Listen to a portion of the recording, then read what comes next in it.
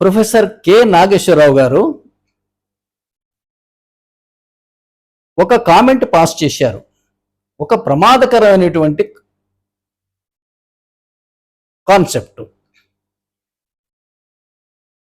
BJP ప్రభుత్వాన్ని అస్థిరం చేయగలిగినటువంటి ఒక ప్రచారం అది. తనకు విశ్వసనీయ సమాచారం ఉందని దాని ప్రకారంగా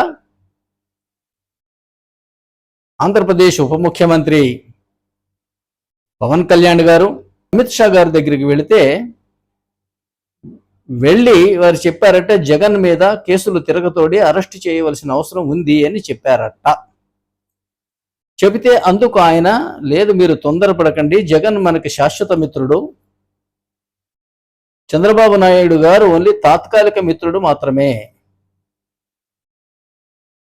అని వారు అన్నారని వీరు మీడియాలో చెప్పారు. ప్రొఫెసర్ కె నాగేశ్వరరావు గారు ముఖ్యంగా కమ్యూనిస్ట్ ఓరియంటేషన్ ఉన్నటువంటి వ్యక్తి. 2 దఫాలు ఎమ్మెల్సీగా కూడా చేశారు. ఆంధ్రప్రదేశ్ పోలీసులు వచ్చి నాగేశ్వర్ని ఇంటిని చుట్టుముట్టి అరెస్టు చేయబోతున్నారని వార్తలు నేను చూశాను. ఆ వార్తలకు స్పందించిన ప్రొఫెసర్ కె నాగేశ్వరరావు గారు, నాకు 10 లక్షల మంది కాక్రోచ్లు ఉన్నారు, నన్ను అరెస్ట్ చేస్తే 10 లక్షల కాక్రోచ్లు బయటకు వస్తాయి అని కూడా చెప్పారు. ప్రస్తుతం బీజేపీ కేంద్ర ప్రభుత్వానికి, బీజేపీ పార్టీకి 240 సీట్లు మాత్రమే ఉన్నాయి లోక్సభలో. కానీ మనకు తెలుసు, ప్రభుత్వం ఏర్పాటు చేయాలంటే మినిమం మెజారిటీ 272 కావాలి, అంటే ఇంకా 32 మంది కావాలి. ఇవి ముఖ్యంగా 3 పార్టీల దగ్గర ఉన్నాయి, 3 పెద్ద పార్టీలు, మిగతావన్నీ చిన్న చిన్నవి 1, 2, 3, 4 ఉన్న పార్టీలు ఉన్నాయి. అంటే ముఖ్యంగా ఈ 3 పార్టీలు కనుక ఎన్డీఏ కూటమి నుంచి వైదొలిగితే నరేంద్ర మోడీ ప్రభుత్వం కూలిపోతుంది మధ్యంతరంగా. అప్పుడు ఏం జరుగుతుందో చెప్పలేం. వస్తే మంత్రివర్గం సిఫారసు మేరకు లోక్సభను రద్దు చేసి మధ్యంతర ఎన్నికలకు పోవచ్చు, పనిలో పనిగా జమిలీ ఎన్నికలు కూడా నిర్వహించవచ్చు.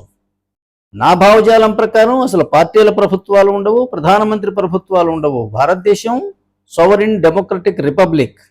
రిపబ్లిక్ అనగా రాష్ట్రపతి చే పరిపాలించబడే దేశము అనే అర్థం. నిజంగా కూడా దానికి తగినట్టుగా భారతదేశంలో ఎన్నికైన కార్యనిర్వాహకాధికారి రాష్ట్రపతి ఒక్కడే. ఆర్టికల్ 328 కింద ఎన్నికల కమిషన్ కప్పచెప్పిన బాధ్యతలు కూడా 2, ఒకటి సాధారణ ఎన్నికలు, 2 రాష్ట్రపతి ఎన్నిక. ముఖ్యమంత్రి ఎన్నిక, ప్రధానమంత్రి ఎన్నిక పాకిస్తాన్ రాజ్యాంగం ఆర్టికల్ 91 మరియు 130లో ఉన్నాయి తప్పితే భారత రాజ్యాంగంలో లేవు. అట్లాగే ప్రధానమంత్రికి కానీ ముఖ్యమంత్రికి కానీ ఇచ్చినటువంటి రాజ్యాంగ అధికారం, రాజ్యాంగం సర్వస్వం వెతికిన ఒక్కటంటే ఒక్కటి కూడా ఉండదు. వారు రాష్ట్రపతి గవర్నర్ల చేత నియమితులు. వారి పదవీ కాలం రాష్ట్రపతి గవర్నరు సంతోషించినంత వరకు మాత్రమే. ప్రభుత్వాలు ఎప్పుడైనా సరే కార్యనిర్వాహక అధికారి ఉంటాయి. అమెరికాని చూసి నేర్చుకోండి. అమెరికాలో రాష్ట్రపతి కార్యనిర్వాహక అధికారి. అతనికి చట్టసభల్లో మెజారిటీ ఉంటుందా? ఉండదు. నిజానికి మంచి ప్రజాస్వామ్యం అంటే ఉండకూడదు కూడా. సభల్లో మెజారిటీ ఉంటే చట్టం చేయటం మీ పని, పరిపాలన చేయటం మీ పని అంటే ప్రతిపక్షాలను పీక పిసికి పారేస్తారు. రాష్ట్ర దేశ వనరులను సర్వస్వం అస్మదీయులకు కట్టబెడతారు. అంతులేని అవినీతికి, ప్రతిపక్షాల అణచివేతకు దారితీస్తుంది. రాజ్యాంగం అటువంటి తప్పుడు విధానాన్ని దర్శించలేదు. రాజ్యాంగం దర్శించిన విధానం రిపబ్లిక్. సరే, అది అనేక వీడియోల్లో మనం ఇంతకన్నా ఎక్కువ వివరంగా మనం చెప్పుకున్నాం.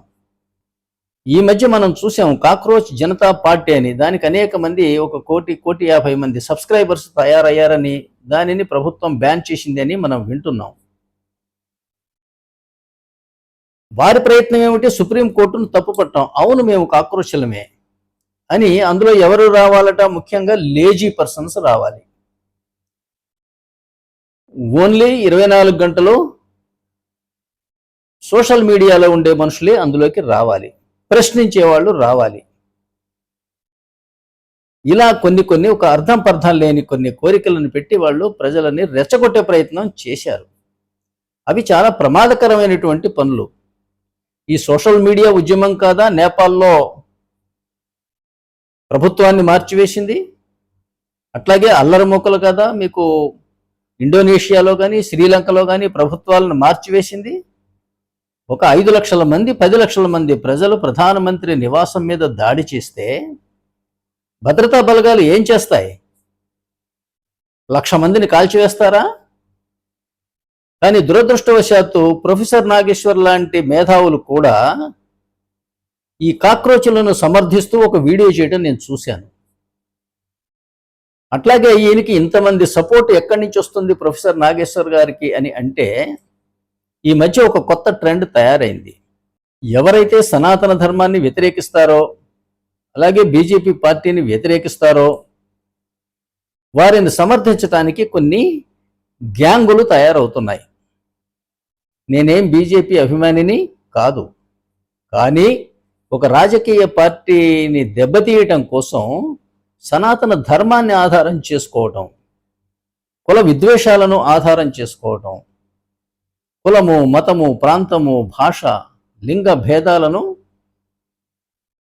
ఒక రాజకీయ ఆయుధంగా వాడుకోవటం అనేది చాలా దుష్ట సాంప్రదాయం. మరియు ఇది ప్రమాదకరమైనటువంటి పరిస్థితులకు దారితీస్తుంది. మనకు తెలుసు, భారతదేశం 2 ముక్కలుగా విడిపోవటానికి మతమే కారణమైంది. అందులో అంతులేని హింస చెలరేగింది.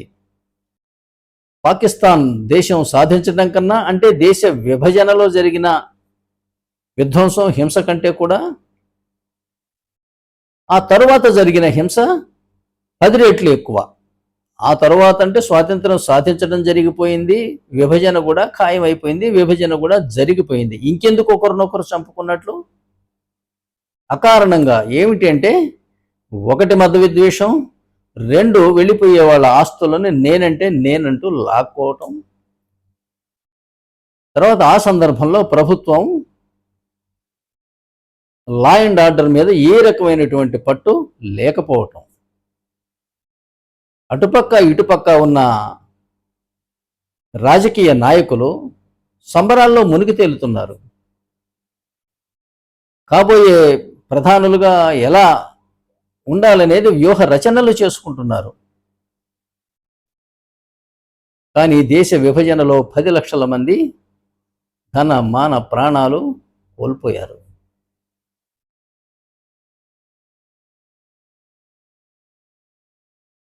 ఇది ఇటువంటి విద్వేషాల వల్ల వచ్చేటువంటి ఫలితాలు. ప్రొఫెసర్ నాగేశ్వరరావు గారి వ్యాఖ్యలు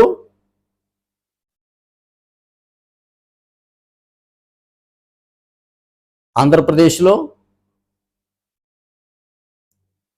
కూటమిలో చిచ్చు పెట్టడానికి పనికొస్తాయి.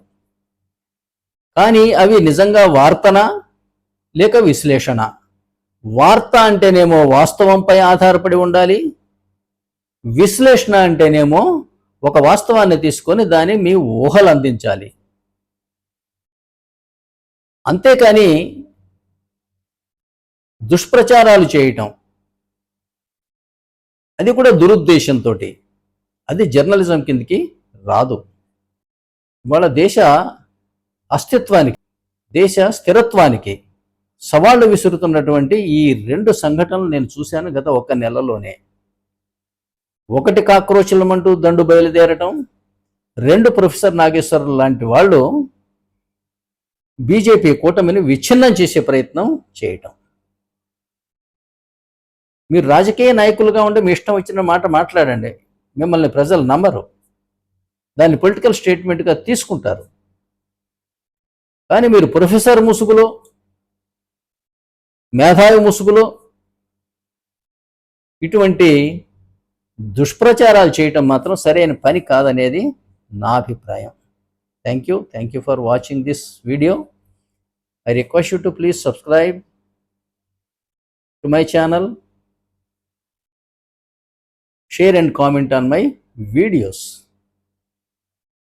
మనం యథాతథంగా ముందు భారత రాజ్యాంగంలో ప్రతి ఒక్క అధికరణం గురించి చర్చిస్తూ ముందుకు పోదాం. గతంలో మనం ఆర్టికల్ 48 వరకు పూర్తి చేశాం, కానీ ఆర్టికల్ 21, 22 వదిలివేశాం. ఆర్టికల్ 21, 22 చర్చించి తర్వాత మీతోటి ఆర్టికల్ 50 చర్చిస్తాను. ఇవి రెండు కూడా చాలా ముఖ్యమైనటువంటి అధికరణాలు. Thank you.